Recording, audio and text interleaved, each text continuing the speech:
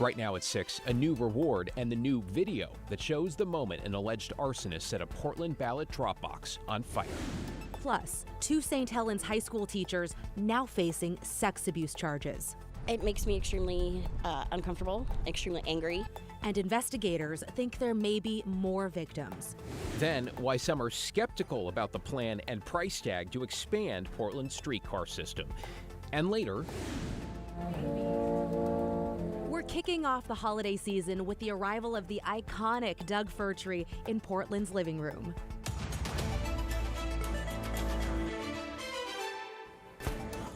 Thanks for joining us. I'm David Molko. And I'm Christine Pitawanich. We begin here at 6 in Columbia County, where a teacher and former teacher at St. Helens High School are facing several sex abuse charges involving a minor. Devin Haskins is live outside the school. Devin, this has students and parents both understandably concerned and upset.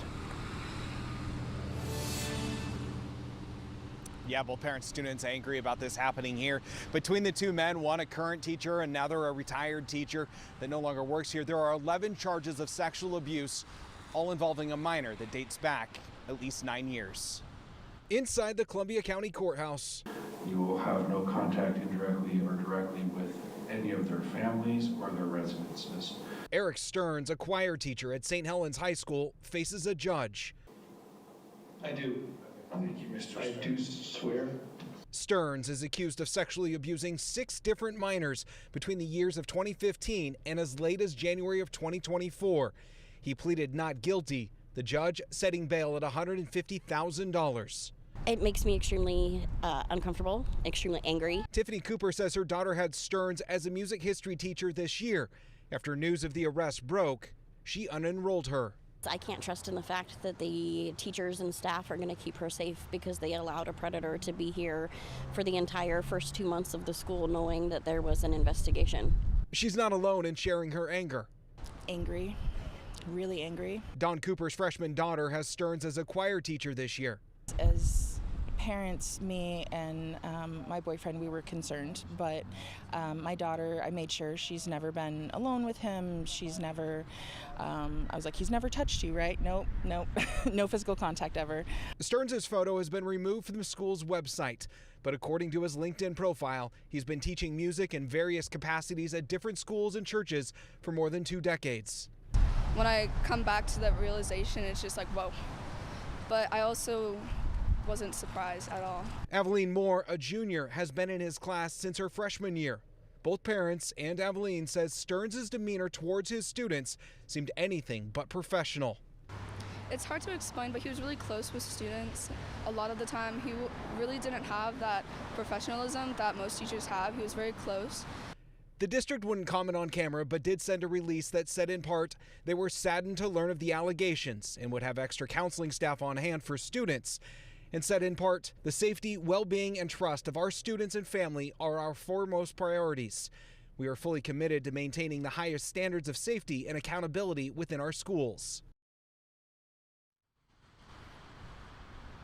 Mark Collins, a former math teacher here at St. Helens High School, was also charged with 3 counts of sexual abuse, all involving a minor. He was arrested at his home in Beaverton and has since posted bail. Tonight, in about 25 minutes, there is a regularly scheduled school board meeting. This topic not on the agenda as of earlier this afternoon, but plenty of parents tell me they will be there to speak out on this during the public comment session. Back to you. Yeah, we'll have another crew at that 6:30 meeting, let everyone know what happens on KGW News at 11. Devin in St. Helens for us tonight. Thank you, Devin. In your headlines, a trial is underway in Washington County in the case of a 13-year-old who was sexually assaulted and murdered. The body of Milana Lee, a 6th grader in Beaverton, was found in a creek in May of 2022. The suspect, Daniel Gore, was 16 at the time, but is being tried as an adult. In opening arguments today, the defense claimed the two had a sexual relationship and said unidentified male DNA found on the victim points to a different killer. Though the defense also admitted Gore lied to investigators about his relationship with Lee and when he last saw her. His trial is expected to last 2 weeks. Pink slips are going out at Boeing as the company works to cut 17,000 jobs. Boeing CEO announced the mass layoffs a month ago, saying he wants a, quote, leaner and more efficient company. Boeing plans to cut 10% of its total staff. The layoffs will not affect aerospace machinists who are now back on the job after they voted to end a 2-month strike last week.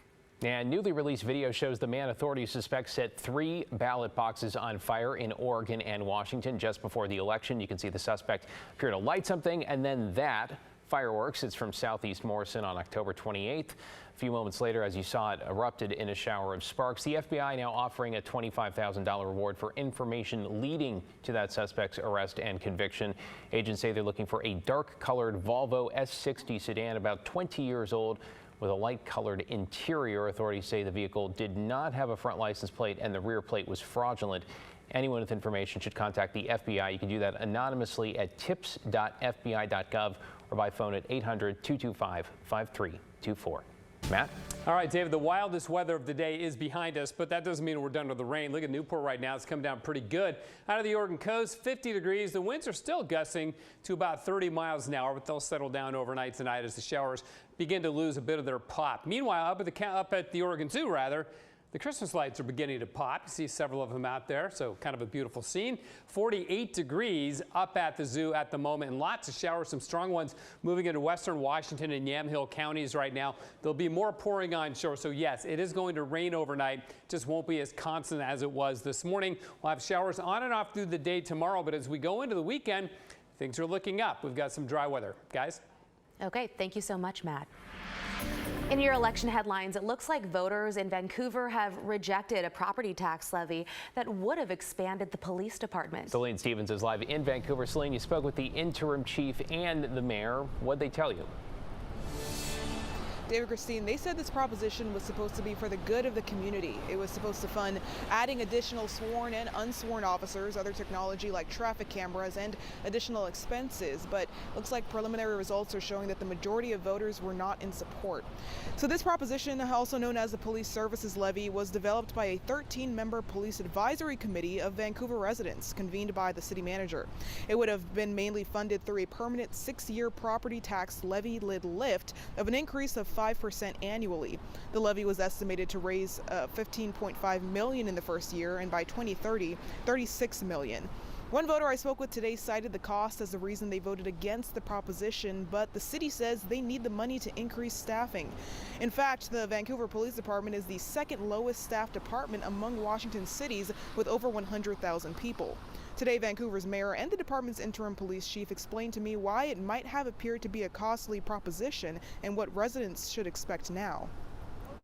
An officer, between salary and the car and the technology, you could get up to, depending, $300,000, $400,000, $500,000 per officer in that time period.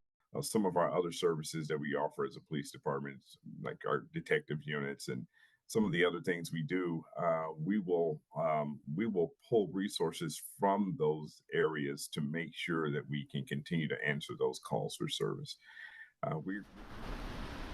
The chief went on to say that the safety of the people in the city is their primary commitment, and although services are going to be reduced, the mayor made sure to say that layoffs are not on the table. Back to you.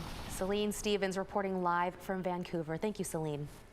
A plan to extend streetcar service in Northwest Portland is getting some mixed reviews tonight. Yeah, Levy Dowson's here with reaction from those living near the proposed line, including some who testified at a public hearing. Libby? Well, some people are questioning the $120 million price tag to extend streetcar service in Northwest Portland. But others say you can't stop progress, and the streetcar extension is the key to connecting the city. The streetcar extension and improvements along Northwest 23rd are considered the centerpiece of the overall project in the Montgomery Park area. The streetcar alignment would run north along Northwest 23rd Avenue from Lovejoy and Northrop Streets, turn west along Northwest Roosevelt and Wilson to 26th Avenue.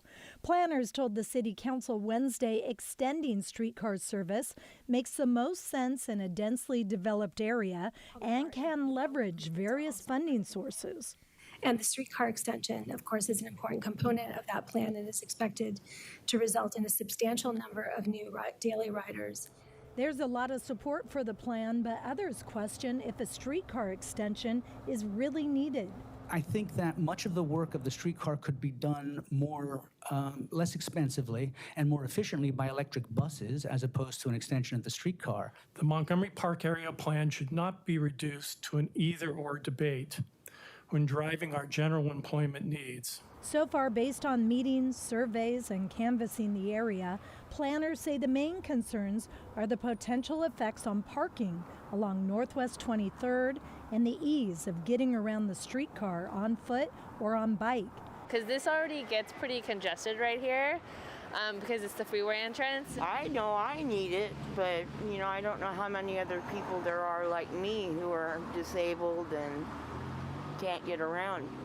The overall Montgomery plan is to create a more transit-friendly, mixed-use area with more than 2,000 new housing units and more middle-wage jobs in an area once known as mostly industrial. At a time when the city needs a few wins, this plan will strengthen our city. In addition to this afternoon's public hearing and testimony, there will be additional work sessions as needed. Planners say if the project receives federal funding, the streetcar extension and work on Northwest 23rd could begin as soon as 2028. Back to you guys. Yeah, we'll have to see what happens. Yeah. Still a long way to go. Thank you, Libby.